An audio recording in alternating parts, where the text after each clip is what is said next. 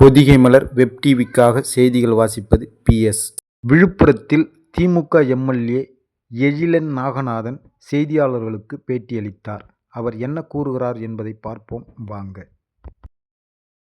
தமிழ்நாடு தலைகுனியாது என்ற ஒரு மாபெரும் பிரச்சாரத்தை திராவிட முன்னேற்ற கழகம் தமிழ்நாட்டு முதல்வரோட வழிகாட்டுதல 20 நட்சத்திர பேச்சாளர்கள் ஒவ்வொரு சட்டமன்ற தொகுதிக்கு பிரச்சாரத்தை மேற்கொண்டு வருகிறோம். அந்த அடிப்படையில் இன்று விழுப்புரம் சட்டமன்ற தொகுதியில் இன்னைக்கு தமிழ்நாடு தலைகுனியாது என்ற நிகழ்வு போயிட்டுருக்கு. இந்த அடிப்படையில் பார்த்தீங்கன்னா முதல் நிகழ்வாக பொதுவானவர்கள், பல்வேறு அமைப்பை சார்ந்தவர்கள், வல்லுநர்கள், வணிக குழுவோட வழிநடத்துகிறவங்க, மருத்துவ தோழர்கள், பிறகு விவசாய சங்கங்கள், இவங்கெல்லாம் சேர்ந்து ஒருங்கிணைந்து ஒரு பொதுவான இடத்துல தங்களோட கருத்துக்கள் தெரிவிப்பு கூட்ட மாதிரி ஒன்று வச்சுருந்தோம். அப்போ சட்டமன்ற உறுப்பினரோட வழிகாட்டுதலில் சட்டமன்ற உறுப்பினர் கடந்த 5 ஆண்டுகள் அவர் பண்ண நடவடிக்கைகளை அனைத்து தரப்பிலும் பாராட்டு தெரிவித்தாங்க. பிறகு அவங்களுக்கு சில கோரிக்கைகளை அரசு திராவிட மாடல் அரசுக்கு நிறைவேற்றி கொடுக்கணும்னு இந்த கோரிக்கை கொடுத்தாங்க. முக்கியமாக என்ன வியப்பான விஷயம்னா, தமிழ்நாட்டு முதல்வர் எது சொன்னாலும் நிறைவேற்றுவார் ஒரு நம்பிக்கையுடன் பல்வேறு கட்சி சார்பற்ற நடுநிலையான அமைப்பினர் தங்களோட கோரிக்கைகளை நிறைவேற்றி தருமாறு பகிர்ந்து கொண்டாங்க. நல்ல ஒரு கருத்து பரிமாற்றமான ஒரு நிகழ்வு ஏற்பட்டது. பிறகு விழுப்புரம் சட்டமன்ற தொகுதியில் கழகத்தின் முன்னோடிகளை போய் சந்தித்து அவங்களோட வாழ்த்துக்கள் பெற்று அவங்களோட உரையாடிட்டு வந்தோம். முக்கியமாக விழுப்புரம் மாவட்டத்தில் உள்ள முக்கியமான தளங்களாக இருக்க ஏஜி நினைவு மண்டபம், பிறகு சமூக நீதிக்காக தன் உயிர் நீத்த போராளிகளோட மணிமண்டபம், பிறகு அண்ணல் அம்பேத்கரோட சிலைக்கெல்லாம் மாலை அணிவித்து இன்னைக்கு இரவு மாலை நேரத்தில் விழுப்புரம் மையப்பகுதியில் இன்னைக்கு தமிழ்நாடு தலைகுனியாது என்ற மாபெரும் பொதுக்கூட்டத்தை சட்டமன்ற உறுப்பினர் மாவட்ட செயலர் அண்ணன் லட்சுமணன் தலைமையில் நடைபெறும். அதுக்கு தான் இந்த நிகழ்ச்சி ப்ரெஸ் மீட் முடிச்சுட்டு நாங்கள் போகலான்னு இருக்கோம். இல்லை, எங்களோட தேர்தல் அறிக்கை குழுவில் உறுப்பினராக கூட நான் இருக்கிறேன். நான் நம்மளோட தமிழ்நாட்டு முதல்வர் நம்மளோட நாடாளுமன்ற உறுப்பினர் கனிமொழி அவர்களை இன்னைக்கு தேர்தல் அறிக்கை குழு தலைவராக நாங்கள் பல்வேறு மாவட்டங்களுக்கு சென்று நாங்கள் மக்களோட கோரிக்கைகளை பெற்று வருகிறோம். TNmanifesto.ai என்ற ஒரு செயற்கை நுண்ணறிவு மூலமாக பல்வேறுபட்ட மக்கள் தங்களோட கோரிக்கையை இணையதளம் மூலமாக கொடுத்துட்ருக்காங்க. கிட்டத்தட்ட 28,000 கோரிக்கைகள் வந்துருக்கு. அது மட்டும் இல்லை, அறிவாலயத்தில் தன்னார்வலயத்தில் முக்கியமாக பல்வேறு அமைப்புகள் தங்களோட கோரிக்கை தெரிவித்தாங்க. இதெல்லாம் என்ன சொல்லுதுன்னா, இதெல்லாம் நாங்கள் தொகுத்து அப்புறம் தமிழ்நாட்டு முதல்வர் ஒப்புதல் பெற்று ஒரு திராவிட முன்னேற்ற கழகத்தின் தேர்தலுக்கு என்பது மக்களிடம் பெற்ற கோரிக்கைகளை, தமிழ்நாட்டு மக்களின் கோரிக்கைகளை உள்வாங்கிக் கொண்டு திராவிட முன்னேற்ற கழகம் தன்னோட தேர்தல் அறிக்கையை கொடுக்கும். அது மாதிரி இப்போ நீங்கள் எதிர்கட்சி தலைவர் எடப்பாடி பழனிசாமி அவர்கள் மக்களால் பெறப்பட்ட கோரிக்கை இல்லைனா வெறும் தேர்தலுக்காக அவர் குறிப்பிட்ட அறிக்கையான்னு நமக்கு தெரியல. ஏன்னா அவர் கிட்டத்தட்ட 2016ஆம் ஆண்டுலேருந்து 2020 வரைக்கும் அவர் தான் ஆட்சி செஞ்சுருக்காரு. எங்களோட மகளிர் உரிமை தொகையை நாங்கள் நிறைவேற்றவே முடியாது, பொருளாதார சூழல் அவ்வளோ பலமாக இல்லை தமிழ்நாட்டுக்கு, அது எப்படிங்க சாத்தியம் சொன்னவர் தான் இன்றைக்கி இந்த மாதிரி அவர் தோல்வியோட பயத்தின் அடிப்படையில் அவர் எந்த இதெல்லாம் அவர் வாய்ப்பு வந்ததெல்லாம் அவர் சொல்லிட்டு இருக்காரு. தமிழ்நாட்டு மக்களுக்கு யாரோட தேர்தல் அறிக்கை உண்மை, யாரோட தேர்தல் அறிக்கை பொய் என்று மக்களுக்கு நல்லா தெரியும். சார், இது கல்வி வங்கியில் கடன் பெற்றவர் நீக்க விடாமல் இருக்குது. ஆனால் அதிமுக ஆட்சி நாங்கள் அதை நீக்கணும்னு சொல்லுவோம். இப்போ நீங்கள் அடிப்படையாக பார்த்தீங்கன்னா உங்களுக்கு தேசிய வங்கிகள் இல்லை மாணவர்களோட கடன்கள் இருக்குது. முக்கால்வாசி தமிழ்நாட்டு கட்டுப்பாடு உள்ள இருக்கிற வங்கிகள் கடன்கள் தான் தமிழ்நாட்டு அரசு தள்ளுபடி கொண்ட வாய்ப்புகள் அதிகம். தேசிய வங்கிகளில் கடன் தள்ளுபடி என்பது ஒன்றிய அரசோட ஒப்புதலோடு தான் நாங்கள் 2024 தேர்தல் அறிக்கையில் தமிழ்நாட்டு முதல்வர் என்ன சொன்னாங்கன்னா, இதே மாதிரி மத சார்பற்ற கூட்டணி, இந்தியா கூட்டணி ஒன்றிய அரசில் பொறுப்பேற்றிருந்தா, அப்போது பொறுப்பேற்ற நிலை இருந்தால் என்னென்ன நடவடிக்கைகள் எடுக்கப்படும் அப்படின்னு சொல்லியிருந்தோம். அதில் நீங்கள் சொன்ன ஒரு கோரிக்கை இருந்தது. ஆனால் உங்களுக்கு நல்லா தெரியும், 2024 நாடாளுமன்ற தேர்தல் ஒன்றிய பாஜக ஆட்சி தான் அந்த கூட்டணி தான் ஜெயிச்சாங்க. ஆனால் அவங்க அந்த மாதிரி அறிவிப்புகள்லாம் நிறைவேற்றாமல் இருக்கிற சூழல் இருக்குது. ஸோ டபுள் இன்ஜின் சொல்கிறாரு. இப்போ இதே அவர் நினச்சா முடியும். எடப்பாடி அவர்கள் அவரோட கூட்டணி இருக்கிற பாஜக கூட போய் பரிந்துரை சொல்லி இப்போ கூட நடைமுறைப்படுத்தலாம். அவரோட பாஜக ஆளுங்கட்சி தானே ஒன்றிய அரசு இருக்காங்க. நிர்மலா சீதாராமன் அவர்கள் தானே அவங்களோட ஃபினான்ஸ் மினிஸ்டராக இருக்காங்க. எடப்பாடி உண்மையிலே தமிழ்நாட்டு மக்கள் எதுவும் பண்ண நினச்சா இப்பயே அவர் பரிந்துரை கிடைக்கும் கொடுக்கலாம். அதில் 120 நாள் காலை திட்டத்தை வந்து சீர்குலைக்கும் வகையில் திமுக செயல்படுதுன்னு சொல்லிட்டு போராட்டத்தை அறிவிச்சிருக்காங்க எடப்பாடி தலைவர். வேடிக்கையாக இருக்குது. என்னன்னா உங்களுக்கு மகாத்மா காந்தி பேரில் வந்து UPA 1 அரசாங்கப்போ பொது உடைமை கட்சிகள் சேர்ந்து திராவிட முன்னேற்ற கழகம் காங்கிரஸ் பேரைக்கொண்டு சேர்ந்து கொண்டு வந்த ஒரு அருமையான திட்டம் வந்து மகாத்மா காந்தி ஊரக வேலை கேரண்டி ஸ்கீம். அந்த ஊரக வேலை திட்டத்தை வந்து பார்த்தீங்கன்னா கொரோனா காலத்தில் கோவிட் காலத்தில் வந்து இந்தியா நாட்டு ஏழை எளிய மக்களை வந்து வறுமைக்கு கீழாம தள்ள பாதுகாத்த ஸ்கீம். இந்த ஸ்கீம் என்னன்னா அந்த ஸ்கீமில் வந்து முழுமையான ஒன்றிய அரசு தான் கொடுத்துட்டு இருந்தாங்க. காங்கிரஸ் தலைமையிலான அரசு UPA 1 UPA 2 இருக்கும்போது முழுமையான தொகை வந்து காங்கிரஸ் தான் கொடுத்துட்டு இருந்தாங்க, ஒன்றிய அரசு தான் கொடுத்துட்டு இருந்தாங்க.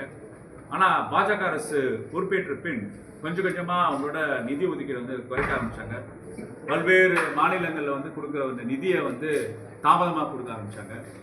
இது மாதிரி சூழல் இருக்கும்போது 100 நாள் வேலைக்கு நிதி ஒதுக்கீடு செய்யாமல் 53 நாளுக்கான நிதி ஒதுக்கீடு மட்டுமே செஞ்சுட்டு இருந்தாங்க.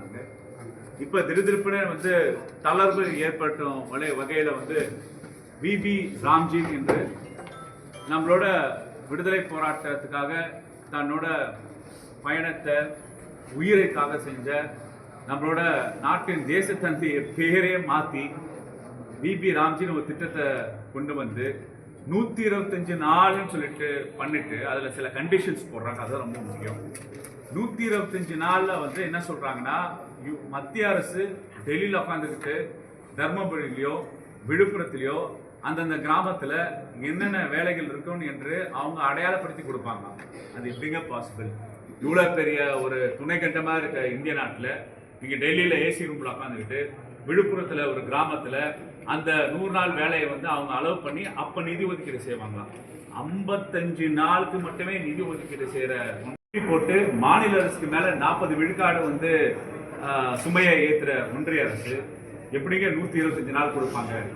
விவசாயிகளுக்காக பாதுகாவலன், விவசாயிகளுக்காக போராளி என்று சொல்ற எடப்பாடி அவர்கள் நான் வச்ச 3-4 கேள்வி அடிப்படையான காமன் சென்ஸான கேள்விகளை வந்து பதில் சொல்லணும். சாதி ஆணவ படுகொலைக்கு எதிரான தனிச்சட்டம் கொண்டு வரணும் அப்படின்னு உங்களுடைய கூட்டணி கட்சிகளை வலியுறுத்துறாங்க. தற்போது வரைக்கும் திமுக அரசு அதை நிறைவேற்றவே இல்லை. இல்லை, அடிப்படையிலே வந்து சட்டமன்ற உறுப்பினராக தெரியும். நான் தான் சட்டமன்ற உறுப்பினராக நானும் ஆதி திராவிட நல்ல மானியம் வரும்போது அதுக்கான கோரிக்கையை நான் வச்சதும் உங்களுக்கு எல்லாம் பதிவு தெரியும். இப்போ பல்வேறு கட்சிகள் இந்த ஆணவ ஜாதி கூட்டங்களுக்கு எதிர்ப்பாக பல்வேறு சட்டம் கொண்டு வரணும் என்ற கோரிக்கையை வந்து கேட்க போது இது வந்து ஒரு முக்கியமான சட்டம். ஏன்னா பல்வேறு தரப்புலேருந்து ஆய்வுத்தன்மையோடு நம்ம கொடுக்கணும். அந்த அடிப்படையில் தான் நிதியரசர் பாஷா அவர்கள் தலைமையில் வந்து நம்மளோட தமிழ்நாட்டு முதல்வர் ஒரு கமிட்டி போட்டிருக்காங்க.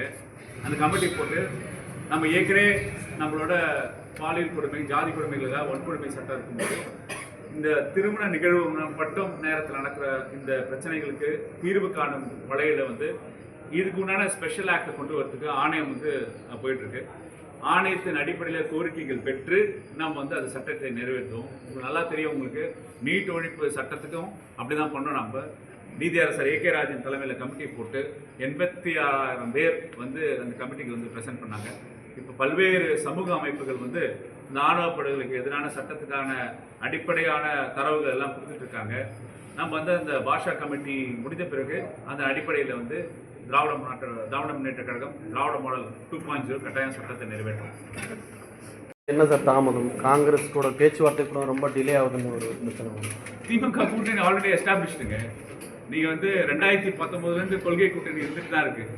இப்போ நீங்கள் ஏதோ புதுசாக ஏதோ கூட்டணி விஷயம் பற்றி நீங்கள் பேசுகிறீங்க. ஏன்னா திமுக கூட்டணி வந்து கட்டுக்கோப்பான கூட்டணி, கொள்கை கூட்டணி, மத சார்பற்ற கூட்டணி, ஒன்றிய பாஜக அரசுக்கு எதிர்ப்பான கூட்டணி, மாநில உரிமைகளுக்காக, சமூக நீதிக்காக, மத சார்பின் கொள்கையை மீட்டெடுக்கிறதுக்காக, பாசிசத்தை முறியடிக்கிறதுக்காக உருவான கூட்டணி.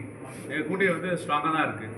நீங்கள் பேசுகிறது தொகுதி பங்கீடு, அப்புறம் சீட் ஷேரிங் அலோகேஷன் பற்றிலாம் பேசியிருக்கீங்க. அது விரைவில் ஒரு சுமூகமான முடிவை வந்து தமிழ்நாட்டு முதல்வரும் காங்கிரஸ் தலைமையிலும் மற்ற கூட்டணி கட்சி தலைவர்களும் பேச்சுவார்த்தை ஆரம்பித்து முடிப்பாங்க. ஏன்னா இப்போ இன்னும் நீங்கள் SIR வேலையே ஒன்றும் முடியாமல் இருக்குது. SIR வேலை வந்து இவங்க எக்ஸ்டென்ஷன் பண்ணிகிட்டே இருக்காங்க. SIR வேலை கம்ப்ளீட் ஆனதுக்கப்புறம் ஃபைனல் ரோல் வந்ததுக்கப்புறம் கோட் ஆஃப் கான்டாக்ட் வரும். கோட் ஆஃப் கான்டாக்ட் வந்துட்டும், அப்புறம் தேர்தல் அறிவிப்பு வரும், அப்புறம் கூட்டணி பேச்சுவார்த்தைகள் நிறைய பெறும். திமுக தேர்தலில் இருக்க இந்த மாதிரி இறுதிக்குள்ளே வெளியாகுமா சார்? பேசிக்கலாக நீங்கள் போன 2021 அப்புறம் இப்பொழுதும் தேர்தலுக்கு வந்து மக்கள்கிட்ட போய் பிரச்சாரமாக அது அமையும். ஸோ கோட் ஆஃப் கான்டாக்ட் வந்ததுக்கப்புறம் தேர்தல் நாட்கள் அறிவிச்சதுக்கப்புறம் கட்டாயமாக உங்களுக்கு இன்டிமேட் பண்ணுவோம். நல்லா ஒரு தரமான மக்களுக்கான தேர்தலுக்கே அது ரிலீஸ் ஆகும். சார், ஒன்றிய பட்ஜெட்டில் வந்து மருத்துவத்துறைக்கு வந்து நிதி குறைச்சிட்டே வராங்க சார். அந்த ஆண்டோட 10% இந்த ஆண்டு குறைச்சிருக்காங்க. அது தமிழ்நாட்டில் வந்து மருத்துவ கட்டமைப்பு எந்த அளவுக்கு சார் பாதிக்கும்?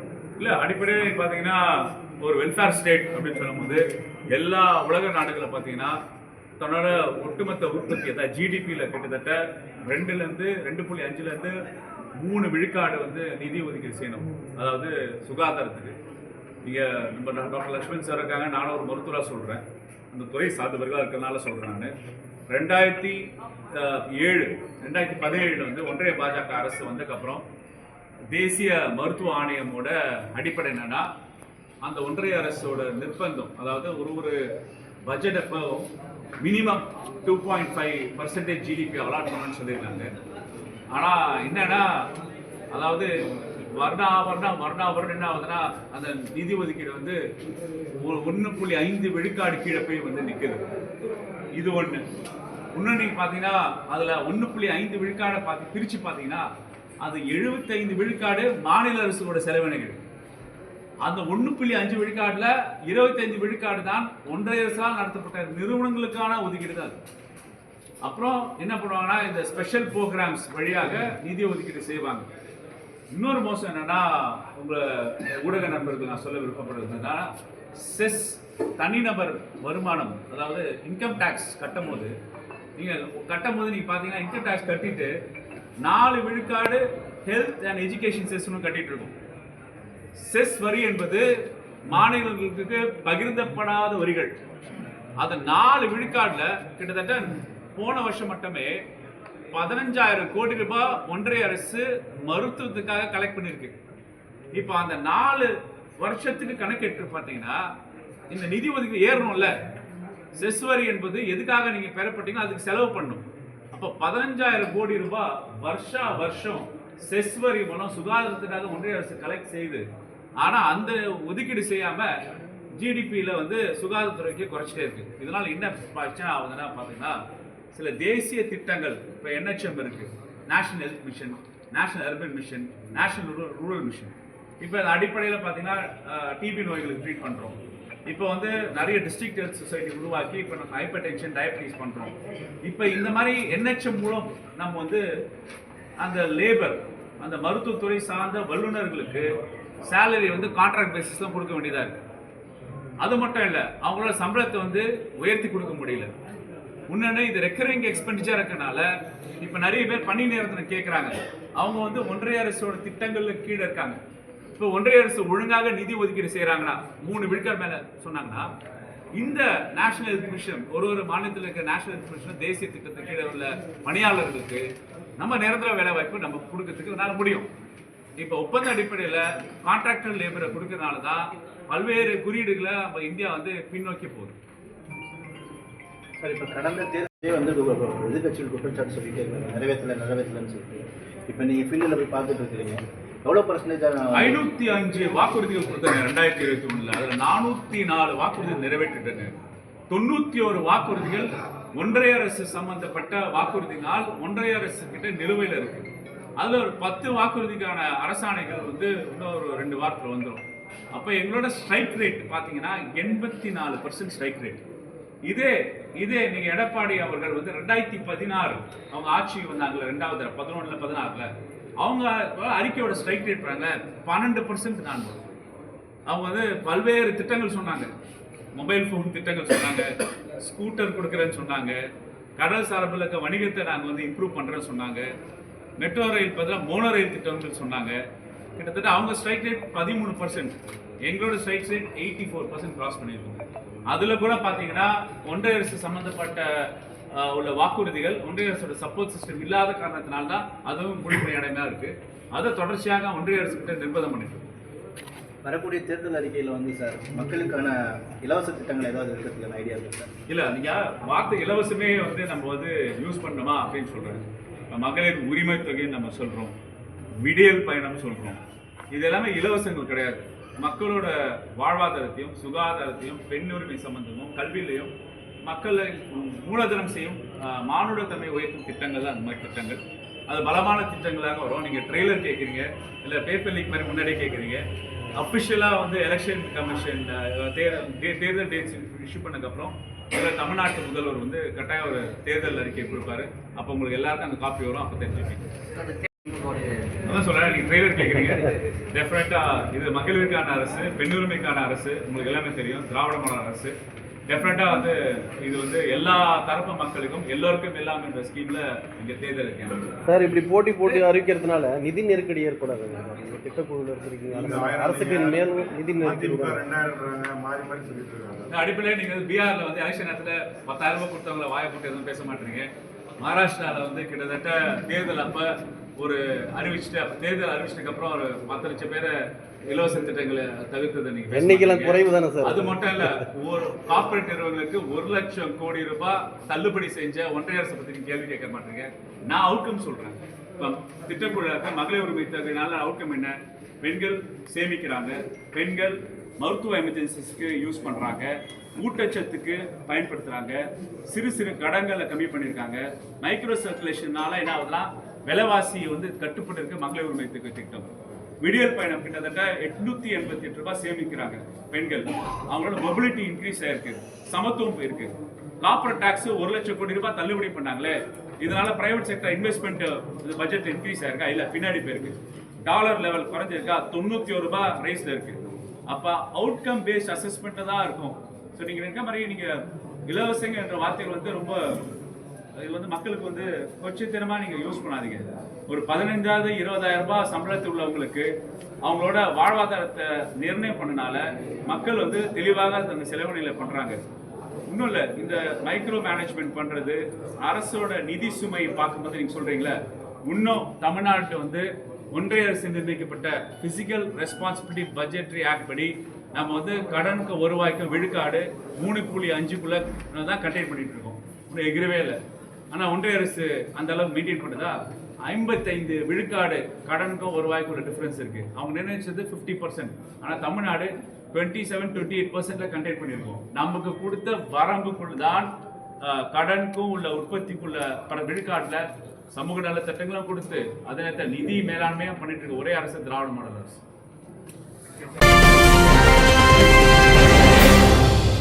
உடனுக்குடன் செய்திகளை தெரிந்து கொள்ள பொதிகை மலர் வெப் டிவியை தொடர்ந்து பாருங்கள். நன்றி, வணக்கம்.